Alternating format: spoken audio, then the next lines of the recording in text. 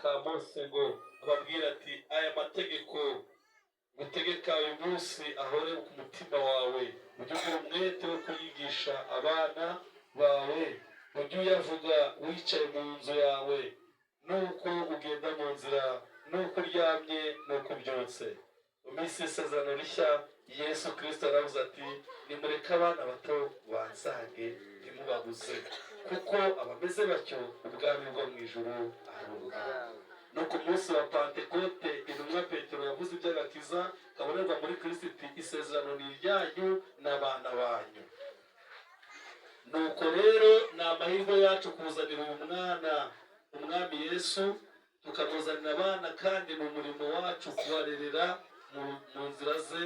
Ubu ababyeyi bazanye abana mu rusengero kugira ngo bamuture kandi basezeranire imbere y'iri teraniro ko bagiye kubarerera ngo bamenye kuyoborwa n'Imana kandi bakigishwa ibyayo. Imana ishobora byose ihoraho wasezeranije abantu bawe isezerano ry'agakiza, kandi kubw'urukundo rwawe washinze ko abantu babaho bari mu miryango. Turagushimira ko ari amahirwe yacu kugutura aba bana bacu.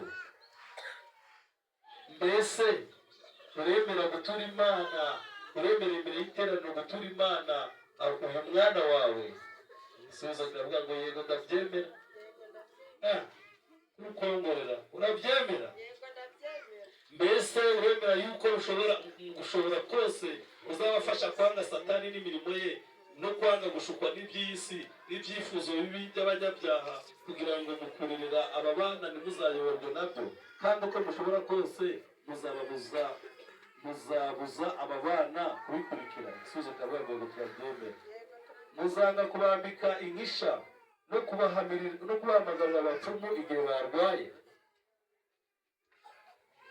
Uko muzahamagara abapfumu kutikirije igihe yarwaye, ko muzajya kwa nyirabinoti?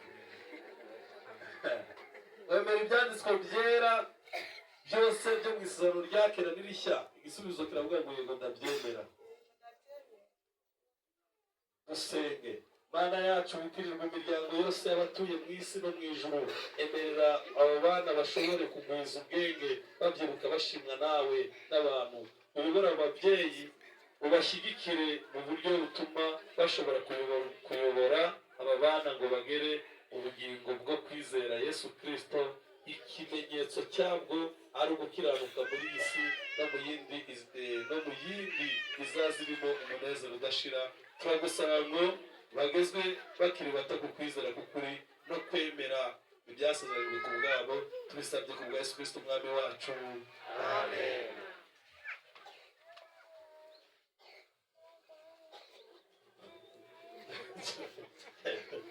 Ibirori.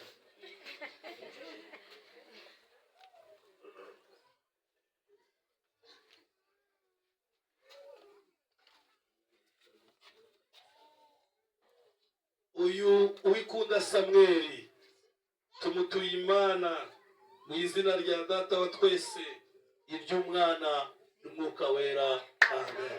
Turagushimiye nawe Imana yacu, tugushimiye ko Uwikunda Samweli azagukorera, azavemo umupasitoro, azakora imirimo ikomeye muri iki gihugu, aziga amashuri menshi, kandi azakubahishe mu izina rya Yesu, amen.